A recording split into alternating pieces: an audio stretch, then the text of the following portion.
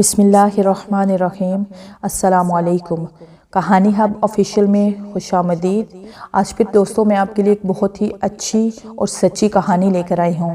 نئے آنے والے دوستوں سے گزارش ہے کہ وہ میرا چینل کو سبسکرائب کریں اور بیل آئیکن کو پریس کریں۔ تو چلے بڑھتے ہیں کہانی کی جانب۔ رات 11 بجے کا وقت تھا اور میں اس طرح بے خبر سو رہا تھا جیسے گھوڑے گدھے سب بیچ دیے ہوں۔ نہ جانے خوابوں میں کون سے جزیروں کی سیر کر رہا تھا۔ جب فون کی مسلسل بجتی گھنٹی نے مجھے جھنجھوڑ کر خوش و خاص کی دنیا میں لاپٹا۔ اپنے خواب بیدہ اعصاب کو مشکل کنٹرول کرتے ہوئے میں نے فون کو اٹھایا۔ السلام علیکم۔ حسب عادت میں نے سلام کیا۔ وعلیکم السلام، کیسے ہو طلحہ بیٹا؟ کیا کر رہے تھے؟ جواباً مجھے ابو جی کی سنجیدہ سی آواز سننے کو ملی۔ سو رہا تھا ابو، آپ لوگ خیریت سے پہنچ گئے؟ اور پھر جو انہوں نے بتایا اسے سن کر قدموں تلے سے زمین نکل گئی۔ ان کی گاڑی راستے میں ایک حادثے کا شکار ہو گئی تھی اور اس وقت سب اسپتال میں تھے۔ اگرچہ بقول ان کے فکر کی کوئی بات نہیں تھی اور وہ سب معمولی زخمی تھے، لیکن ان کی پریشانی، لب و لہجہ اور غیر معمولی انداز گفتگو مجھے کسی انہونی کا بتا دے رہے تھے۔ لہٰذا میں نے فوراً روانگی کا پروگرام بنایا۔ اگرچہ ابو اس وقت مجھے سفر کرنے سے منع کر رہے تھے، لیکن میرا رکنا اب ناممکن ہو چکا تھا اور دل چاہ رہا تھا کہ اڑ کر ان کے پاس پہنچ جاؤں۔ میرے والدین، خالہ، خالو، میری چھوٹی بہن، سب قریبی رشتہ داروں کی شادی میں شرکت کرنے آج شام ہی حیدرآباد روانہ ہوئے تھے۔ میں اپنے امتحانات کی وجہ سے گھر پر رک گیا تھا۔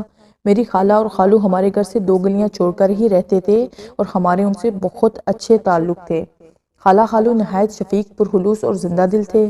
اللہ نے ان کو ہر دنیاوی نعمت سے نوازا تھا سوائے اولاد کے، لیکن انہوں نے اس کمی کو اپنی زندگی کا رخ بنانے کے بجائے تقدیر کا لکھا جان کر اس سے سمجھوتا کر لیا تھا۔ مجھے اور میری چھوٹی بہن گڑیا کو وہ اپنی اولاد ہی سمجھتے تھے اور اپنی تمام تر محبت ہم پر نچھاور کرتے تھے۔ نتیجتاً ہم دونوں بھی انہیں والدین جیسا ہی مقام دیتے تھے۔ میں نے رات بھر جا کر پیپرز کی تیاری کی تھی۔ پیپرز کے بعد جب میں گھر آیا تو سب کے ساتھ اتنا مصروف رہا کہ وقت گزرنے کا پتہ ہی نہیں چلا۔ شام کو جب سب مجھے دیروں ہدایات دے کر روانہ ہوئے تو میرا تھکن سے برا حال تھا۔ رات کا کھانا کھا کر نماز ادا کرتے ہی مجھ پر نیند کا اس قدر غلبہ ہوا کہ میں لمحوں میں غافل ہو گیا۔ فوراً ہی تیار ہو کر روانہ ہو گیا۔ والد سے میں نے اسپتال کا ایڈریس لے لیا تھا۔ تقریباً 3 گھنٹے کا سفر تھا۔ جب میں گھر سے روانہ ہوا تھا تو ہلکی ہلکی بوندا باندی شروع ہو چکی تھی۔ کراچی میں تو راتیں جاگتی ہیں، لہٰذا کافی دیر تک مجھے تنہائی کا احساس نہیں ہوا۔ راستے روشن تھے اور لوگ بھی گھومتے پھرتے نظر آ رہے تھے۔ آدھے گھنٹے بعد بوندا باندی نے موسلادھار بارش کی شکل اختیار کر لی۔ اب تک میں شہر سے بھی کافی دور آ چکا تھا، لہٰذا ٹریفک بھی بہت کم ہو گیا تھا۔ کبھی کبھار کوئی اکا دکا گاڑی نظر آ جاتی۔ اگرچہ گاڑی کے وائپر مسلسل چل رہے تھے، لیکن تیز بارش کے باعث باہر دھندلا سا نظر آ رہا تھا۔ تھوڑے تھوڑے فاصلے پر لگے اسٹریٹ لیمپ اپنی مدھم سی روشنی سے تاریکی کو شکست دینے کی ناکام کوشش کر رہے تھے۔ سڑک پر دونوں طرف گھنے درختوں نے رہی سہی روشنی کو بھی نگل لیا تھا۔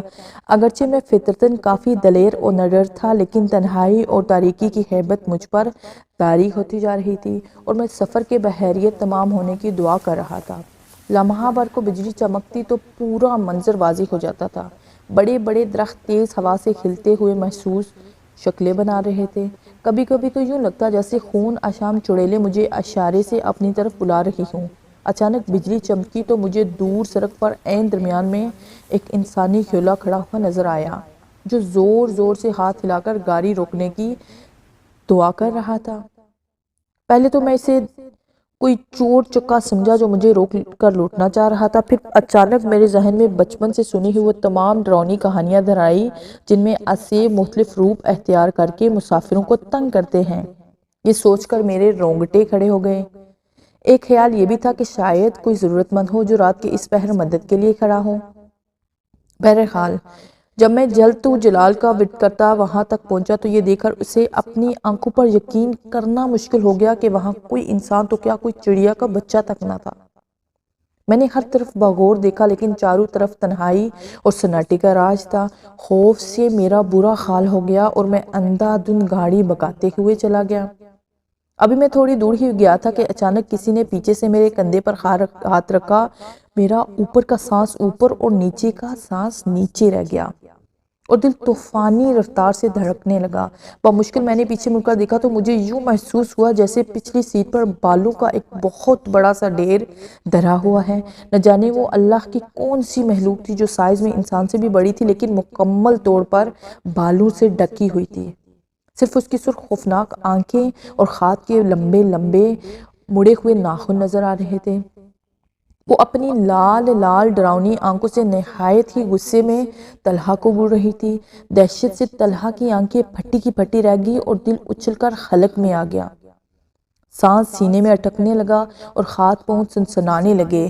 اس سے حرکت کرنا محال تھا۔ بڑی مشکل سے میں نے اپنے حواس مجتمع کیے اور زیر لب قرآن آیات کا ورد کرتے ہوئے گاڑی کو طوفانی رفتار سے بھگا دیا۔ تھوڑی دیر بعد مجھے محسوس ہوا کہ پچھلی سیٹ خالی ہو گئی ہے۔ میں نے شیشے سے پچھلی سیٹ پر دیکھا تو وہ آصف وہاں سے جا چکا تھا۔ ابھی وہ پوری طرح سکون کا سانس بھی نہ لے پایا تھا کہ اسے یوں لگا جیسے گاڑی دھیرے دھیرے نہایت وزنی ہوتی جا رہی ہے اور اسے چلانا ناممکن ہوتا جا رہا تھا۔ جس گاڑی کو میں جہاز کی طرح اڑا رہا تھا اب گدھا گاڑی کی طرح گھسٹنے سے بھی انکاری تھی۔ ابھی میں اسی ششوپن میں مبتلا تھا کہ پیچھے سے ایک خوفناک قہقہ سنائی دیا۔ ایسی دہشت زدہ کر دینے والی آواز میں نے اپنی زندگی میں پہلی بار سنی تھی۔ مڑ کر دیکھا تو وہی غیر انسانی مخلوق دوبارہ سیٹ پر براجمان ہو کر قہقہے لگا رہی تھی۔ اس کی ٹانگیں اتنی لمبی ہو چکی تھی کہ اس نے گاڑی کی کھڑکی سے باہر لٹکا رکھی تھی اور پاؤں سڑک پر گھسیٹ رکھے تھے۔ اسی وجہ سے گاڑی کو آگے بڑھانا مشکل ہو رہا تھا۔ یہ دیکھ کر میری ریڑھ کی ہڈی میں خوف کی لہر دوڑ گئی اور میں نے بآواز بلند قرآن آیات اور آیت الکرسی پڑھنا شروع کر دیا۔ تھوڑی دیر بعد گاڑی پھر ہلکی ہو کر تیزی سے رواں دواں ہو گئی۔ اس کے بعد گاہے بگاہے یہ تماشا چلتا رہا۔ کبھی وہ بلا پیچھے اور کبھی آگے میرے ساتھ والی سیٹ پر نظر آتی، کبھی قہقہے لگانا شروع کر دیتی اور کبھی نہایت غصے سے مجھے گھورتی رہتی۔ میں نے دعاؤں کا ورد جاری رکھا اور تیزی سے گاڑی بھگاتا رہا۔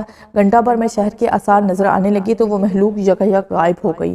میں نے اللہ کا شکر ادا کیا کہ میں بحیرت بغیر کوئی نقصان پہنچائے میرا پیچھا چھوڑ دیا۔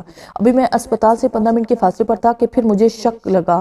رات کی تاریکی اور موسلادھار بارش میں ہالو کا ایک سٹیریم کے نیچے کھڑے نظر آنا مجھے عجیب لگا۔ میں نے بریک پر پاؤں دبایا تو گاڑی سڑک پر دور تک گھسٹتی چلی گئی۔ خالو تیز سے چلتے ہوئے آئے اور فرنٹ سیٹ کا دروازہ کھول کر میرے سامنے بیٹھ گئے۔